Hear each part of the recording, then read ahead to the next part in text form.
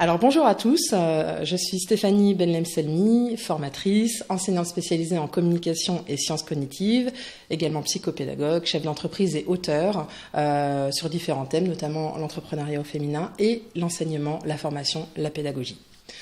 Dans cette nouvelle capsule vidéo, j'ai envie d'aborder l'importance des émotions dans les apprentissages. C'est vrai que c'est un facteur qu'on ne prend pas en compte quand on est enseignant. Cependant, je vais vous poser une question. Si vous vous rappelez vos souvenirs scolaires, je suis certaine que vous allez garder en mémoire, que vous avez gardé en mémoire un enseignant parce qu'il était plutôt sympa avec vous. Donc vous n'aimiez peut-être pas forcément la matière. Mais étant donné que ce professeur était sympathique, avenant et qu'il dégageait en vous des émotions plutôt positives, vous l'avez gardé en mémoire. Donc un élève sera toujours plus attentif à partir du moment où il y aura un feeling qui passera avec son enseignant, c'est certain. Maintenant, je vais vous parler de manière un petit peu plus scientifique, comment ça fonctionne dans le cerveau, comment l'émotion positive ou négative est liée à l'apprentissage. En fait, c'est très simple. Il faut conceptualiser la chose. On va parler de 3 cerveaux. Le premier, c'est le néocortex. Le néocortex, c'est ce qui nous permet de raisonner. On raisonne, on réfléchit avec notre néocortex. C'est donc le moteur. Ensuite, le deuxième, c'est le cerveau limbique. Et notre cerveau limbique, c'est le réceptacle de nos émotions. Tant que nos émotions sont positives, le cerveau limbique agit comme de l'essence pour le moteur qui est notre néocortex.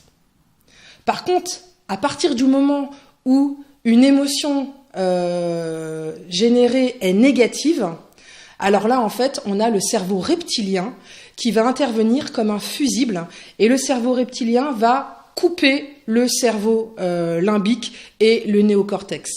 Donc en fait, il va stopper, tel un fusible, notre raisonnement et notre capacité réflexive.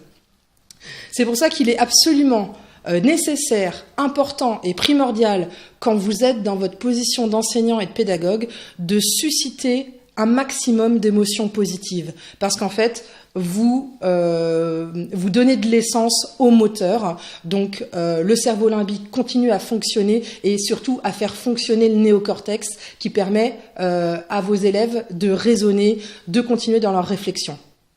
Je vais vous donner un autre exemple. On dit très souvent quand on est énervé, voilà, on a une émotion négative qui surgit, on ressent de la colère ou de la tristesse. On dit très souvent qu'il ne faut jamais répondre à chaud à cette colère. Pourquoi ? Parce qu'en fait, c'est votre reptilien qui prend le dessus sur votre raisonnement, donc sur votre néocortex, et donc très souvent, ça peut l'action que cela va entraîner aura essentiellement des conséquences négatives par la suite.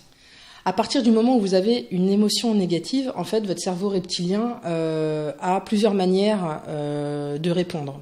Donc déjà, il va bloquer votre raisonnement, donc votre capacité réflexive, mais soit il va vous protéger. En fait, le cerveau reptilien peut être qualifié de cerveau primitif. C'est ce qui sauve l'être humain. C'est grâce au cerveau reptilien jusqu'à présent que l'espèce humaine a pu, au final, perdurer. Pourquoi ? Enfin, pas que ça, mais pourquoi ? Parce qu'en fait, à une agression extérieure, le reptilien va répondre. Soit par de l'agressivité également, un système de défense, ou alors une fuite. Alors une fuite, ça peut être physique, on part véritablement physiquement, ou alors une fuite mentale, on va être dans notre bulle. Très souvent, on a des élèves qui vont réagir comme ça face à un professeur un petit peu qui va le titiller un petit peu, ça va générer une émotion négative chez l'élève, et puis cet élève-là va se renfermer comme une huître, donc dans sa bulle. Donc ça aussi, c'est une conséquence du cerveau reptilien face à une émotion négative. Voilà. Il est absolument donc important, primordial en tant qu'enseignant que vous fassiez attention à bien générer une ambiance, à bien générer des émotions positives, une ambiance sereine de travail en classe. Alors comment ? Déjà en vous intéressant à vos élèves, ça je dirais que c'est la base. Un bonjour, s'intéresser à ce qu'ils font, à comment ils vont.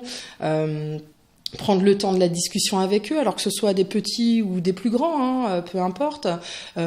Favoriser l'humour aussi en classe, ça ne va pas enlever ce respect que l'élève vous doit, bien au contraire, ça va le multiplier. Un élève qui se sent respecté dans sa chair, c'est pas forcément parce qu'on va le vouvoyer, ça va passer par plein d'autres choses.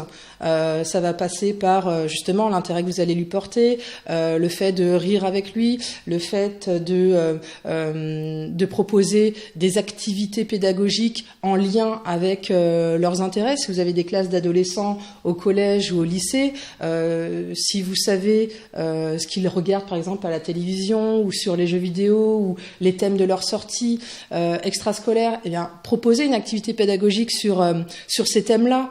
Parce que là, vous leur portez un réel intérêt.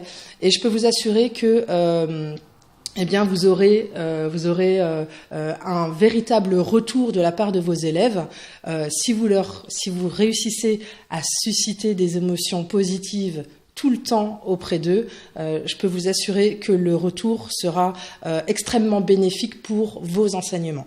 Alors, je vous dis à très vite pour une prochaine vidéo sur un tout autre thème lié à la pédagogie. Merci et à bientôt.